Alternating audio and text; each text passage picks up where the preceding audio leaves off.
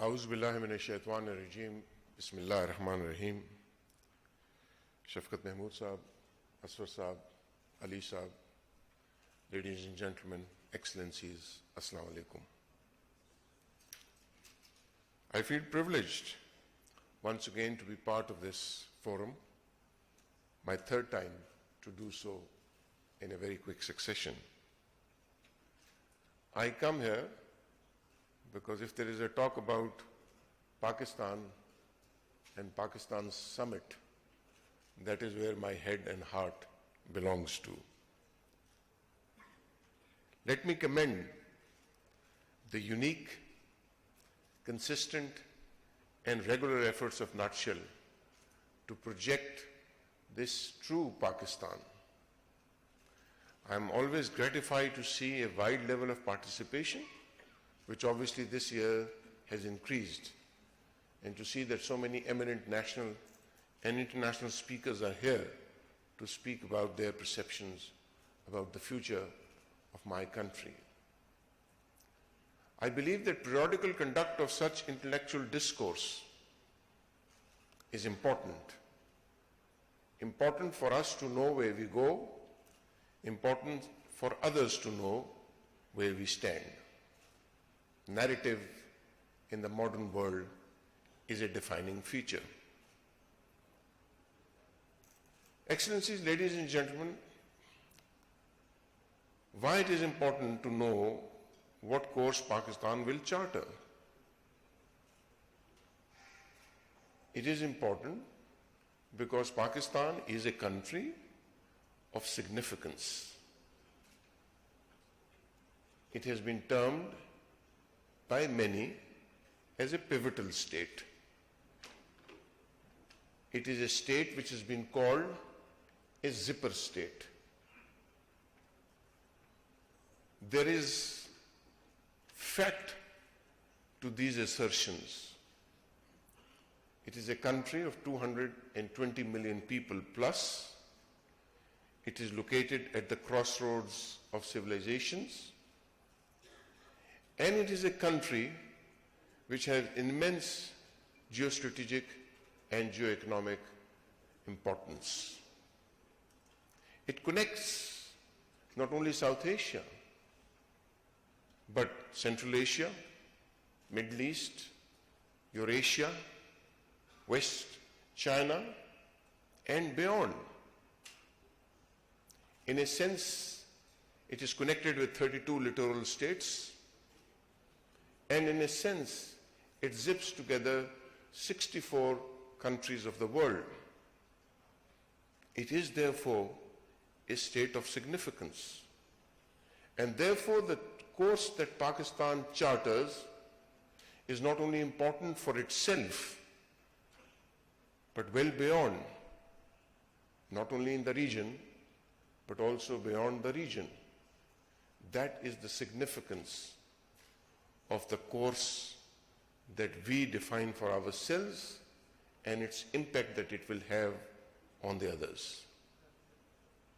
Now, with this premise, let me share my thought on how the global landscape is transforming, because that is where we start to get impacted as far as our future course is concerned. What I see around is a renewed degree of great power competition. This literally has engulfed the world. There is a diffusion of power, and there are new players that are emerging. And it is this, within this diffusion of power and emergence of new players, that Pakistan has to charter its own course. I see great power contestation taking place between existing and emerging powers. And this is a difficult time in history when you have to balance between the existing balanced powers and emerging powers. I also see a visible and enhanced military spending and trade wars taking place across the world. As a military man, I see this military threat. But what is now more interesting to me is the impact of these trade wars that they will have on my regional environment and on the course that I charter. Therefore, there is globally ethno-nationalism and populism that is ascendant. Both these things, they are impacting the course that I have. I am, as a country, the second largest Muslim country of the world. And therefore, if in the world there is Islamophobia that is being propelled by vested interest, that has to impact the way I look to the world and the way the world looks at me. There is a revision of international norms. The so-called global rule-based order is giving way to what you can at best call innovative means of coercion and lawfare. The erstwhile and open conflicts are transforming into grey hybrid domains which are non-conventional and less kinetic. And it is in this turbulent waters that I charter my course. The conflicts are no longer military or state. They in fact involve all elements of national power. The global economic locus is shifting, and shifting decisively to the east, which obviously is giving rise to discomfort from the centers from which it is shifting. And it is in my neighborhood that the center of gravity of these shift is taking place. So it is not by my fault, but by default, that the course that I charter passes through these very trajectories of this global shift in the balance of power. Now let me shift a little bit to the regional environment. Current turbulent Middle East and North Africa has resulted in instability, not only in those regions, but in the world and beyond. The MENA region, which contains largest number of Muslim nations, is confronted with a multitude of crises due to geopolitical, ethnic, sectarian, financial, and may I say civilizational disconnects. Solution to these issues has to be through harmony and accommodation. Peace will never return if you revoke dispute status of places like Jerusalem and Golan Heights and disregard international opinions and legacy of history. For each of these actions has an impact for states like Pakistan and the course that they have to charter. If there is no peace in the broader Middle East, if places like Harman and Sharifan will remain under threat, the security environment in which I will operate and the course that I have to charter will remain difficult. In our region, the core issue remains a just resolution to the long outstanding issue of Kashmir. For Kashmir remains a nuclear flashpoint in the region. It is a human tragedy, a moral crisis, that people of Kashmir have been denied the right of their self-determination for nearly 70 years, a right that is so fundamentally enshrined in the human values and also granted by the United Nations. So therefore, the course that Pakistan charters, Kashmir has a central place that defines Pakistan's worldview. When we look at the human rights report that has come out on Kashmir, The All Parties Parliamentary Kashmir Group reports, the OIC reports, the recently emerged EU report. We understand that the world is also gradually and incrementally becoming more aware of the threats that remain in this region because of the lingering dispute of Kashmir. And while we try and look at this dimension from our prism, I would give you a thought, to spare a thought for those 94,000 Kashmiris who have lost their lives. And many of them, if not all, have been buried in Pakistani flags.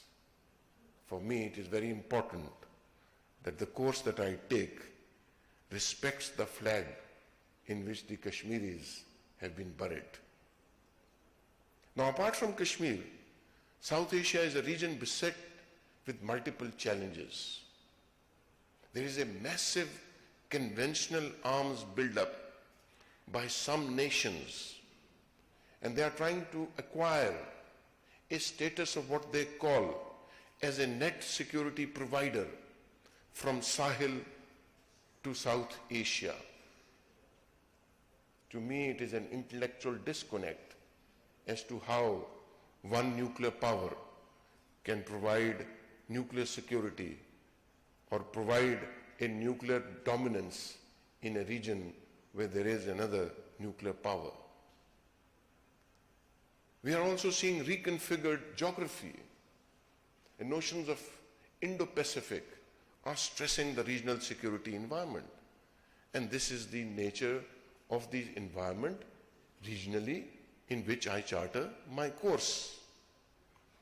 This is important to understand because this is likely to stress the strategic balance in a region that is already volatile because it induces further instability in South Asia. Let me assure you that as we charter this course, Pakistan Armed Forces are fully prepared to respond to any strategic miscalculation, misadventure, or deliberate aggression. Such acts have not and will not go unnoticed or unpunished.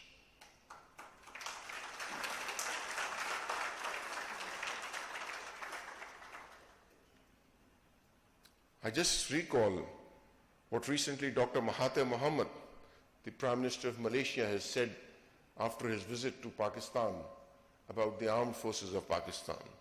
He said, and I quote, "I know how strong the Pakistan military is. You will get a bloody nose if you fight against them."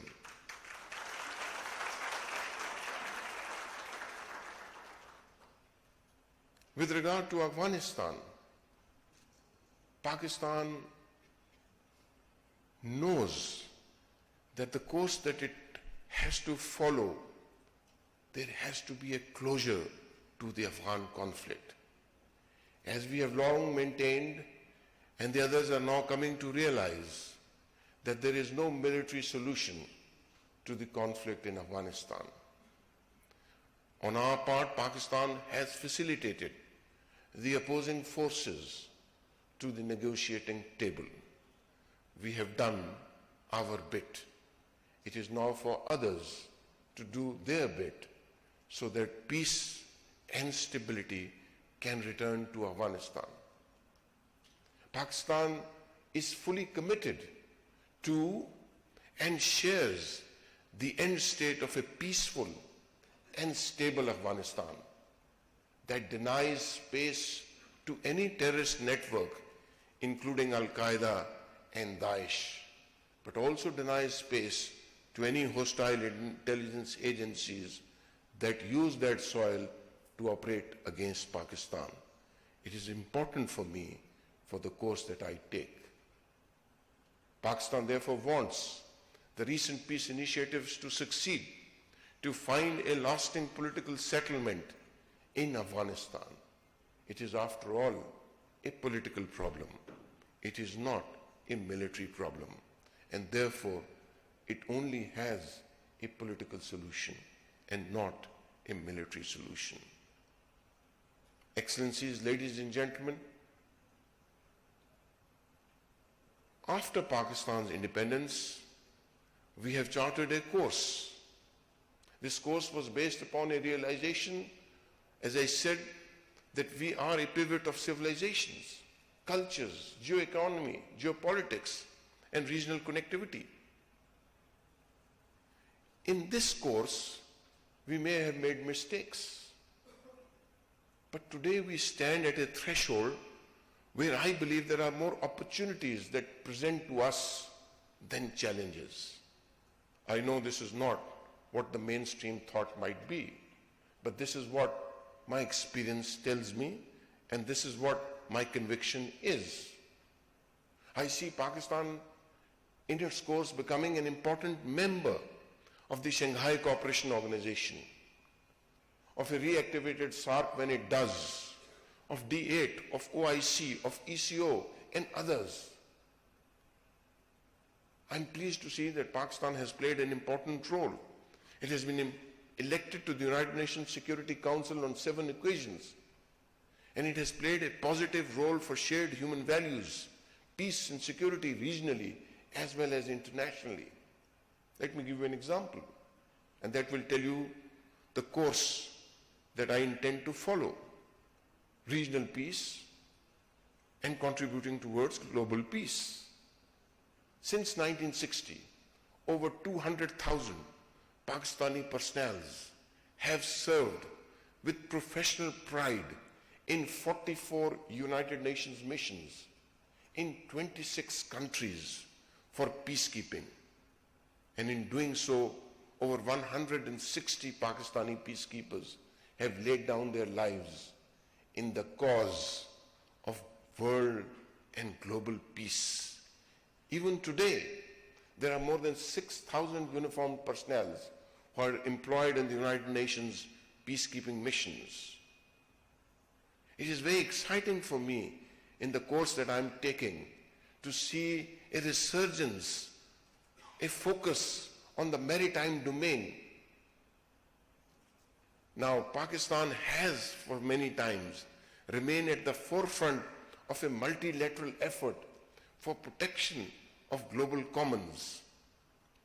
Pakistan Navy has had the singular honor of commanding multinational task forces on many occasions, a task that it is even performing today. In this course, it is important that I keep a steady line. And the line is that I am a key and frontline state against terrorism in all forms and extremism in all forms, irrespective of the religion, race, and creed from it emerges, and that I play a full role in towards that sense. And therefore, let me conclude, ladies and gentlemen, inshallah, the course that Pakistan takes is a course that will take us to the destiny which has been envisaged by our great founding father, Qaid-e-Azam Muhammad Ali Jinnah. I thank you, ladies and gentlemen.